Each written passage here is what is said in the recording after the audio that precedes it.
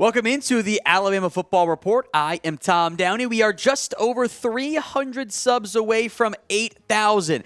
Let's get there before the start of the 2023 college football season, when our coverage will really start to ramp up. If you want more free Alabama football videos, hit that sub button right now, youtube.com/@RollTideTV. We're going to hit the transfer portal on today's show as the Crimson Tide showing interest in two notable defensive backs. We begin with, I guess, the one a little bit closer, UAB's Jaylen Key. He took a visit to Alabama last week. Now, he jumped into the portal after a massive breakout season at UAB. He hadn't really done that much in his collegiate career, to be honest. And then this past year, gets a chance to play. The Tallahassee Native had his best year ever by a massive, massive margin. We're talking 60 tackles, 4 TFLs, a sack, 3 interceptions, a pass breakup as well. Jaylen Key got some strong safeties, some box, some nickel corner reps.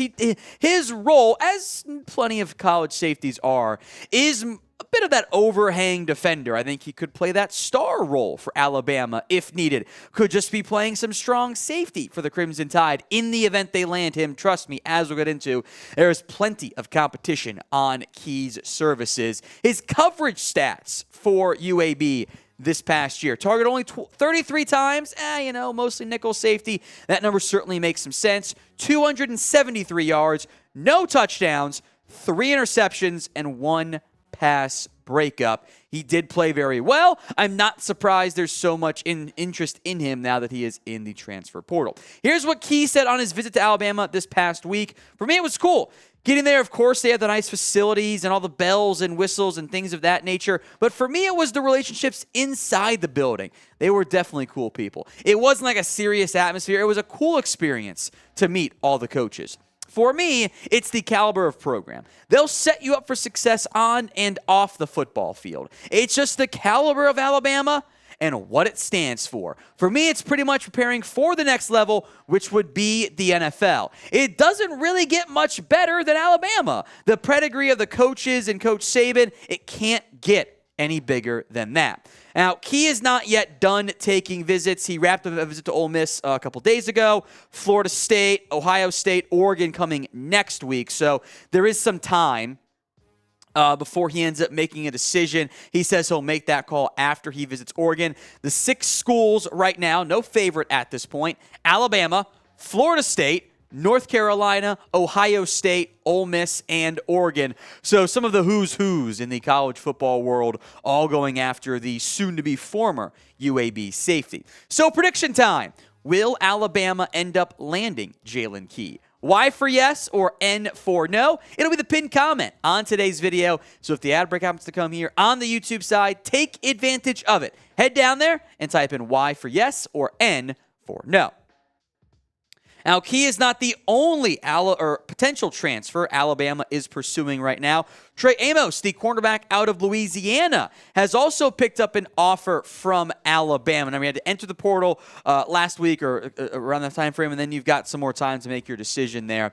He played very well at Louisiana this past year as an outside corner. He has a ton of offers from some of the major schools, over 14 as of filming, and there probably more to come here.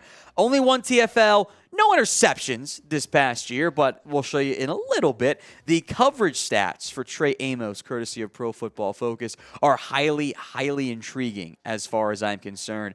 I'm not surprised there's so much interest, including but not limited to Auburn, Florida, LSU, Miami, Michigan, Penn State, Ole Miss, Oklahoma, Oregon, Texas A&M. Not even room on this list is, of course, Alabama, Arkansas, Illinois, Michigan State. All of those schools, and I'm sure there'll be more coming in the next few days, have thrown offers towards Trey Amos, clearly a player who's got a few more years of eligibility, I believe. A player that a lot of major programs want to add, and this is why. He was thrown at 53 times last season for Louisiana. they only completed 20 of them. That is a fantastic ratio. A little high on the yards. I got beat a few times for big plays. No interceptions, but hey, you're going 20 of 53. That's not necessarily a bad thing as far as I'm concerned. So I do like what Amos offers. A lot of interest there. I will make note, Billy Napier, the former Louisiana head coach, is at Florida. That could give them a potential in. Bama clearly looking to add some depth in the secondary. I like the McKinstry-Arnold connection. Maybe you could try one of those guys in that star role if you do land Trey Amos. If you land Jaylen Key, maybe he could play some star or give you some safety reps. I do think at some point early on we will see Caleb Downs, but it does give the Crimson Tide some more depth where there's been some departures from the portal. We'll get to that here in a little bit later on in today's show, and some off-the-field red flags have popped up as well. So in general, do you like the college football transfer portal? L for you like it, H for you hate it. Sound off in the comments section. Now, if you are an NFL football fan, you can get the rookie jersey of your favorite player. Maybe you just like to collect the jerseys of former Bama greats like Bryce Young. A lot of the jersey numbers not yet officially announced. You can buy the rookie jersey for various Alabama football players or just your own favorite NFL team. Falcons, whoever it is, at chatsports.com/NFL jersey. That's chatsports.com/NFL jersey. Links in the comment section and the description of today's show. I mentioned the losses. Portal's now closed, so these are the second wave, I guess I'll call it, of transfer portal losses. Traquan Fegans is to be determined where he ends up going. Jaquez Robinson committed to Colorado as Deion Sanders just overhauls the roster. I think it'll be every spring in the portal. It's going to be a very different team every year. Elijah Brown also has not yet found a destination. The one big get so far in this stage of the transfer portal is Tyler Buchner. He will fight for the starting job for the Crimson Tide. Our last video was right before Buchner committed. Then the NFL draft happened, so we were, fairly behind on that. So apologies not doing more videos, but we did think that Buchner was going to be a Crimson Tide. The minute I heard that he had a label on his portal entry of "Don't contact me, I'll contact you," I'm like, okay, he's going to Bama. Like he wanted to be back with Tommy Reese at Notre Dame. Like, it just kind of makes sense from that perspective that that's the route that Buchner wanted to go. He has 3 years left of eligibility. His numbers have not been that great. His time at Notre Dame was not exactly the most productive time, and the numbers were okay. He offers some rushing ability. He was really bad against Marshall, but bounced back in a major way against South Carolina in the bowl game, and now he competes at a fairly wide open quarterback job.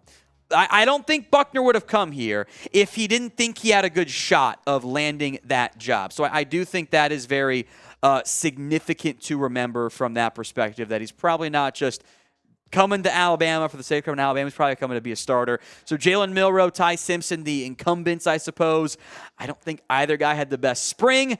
I think this is going to be a very real competition in the fall if Buchner can learn the offense in time. Who do you think ends up starting week 1? Or maybe it's week 0, depending on how we want to judge it, for the Crimson Tide? B for Buchner, M for Milroe, or S for Simpson? Sound off in the comment section.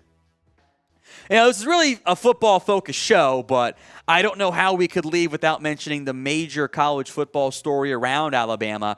Brad Bohannon, the baseball coach, has been fired by the Crimson Tide, and he has been linked to bets that were placed on LSU in a loss against Alabama. The Ohio sportsbooks flagged it first, then other sportsbooks shut down betting on Crimson Tide baseball games. Doesn't sound like any players are linked in any capacity, and we don't know real details at this point.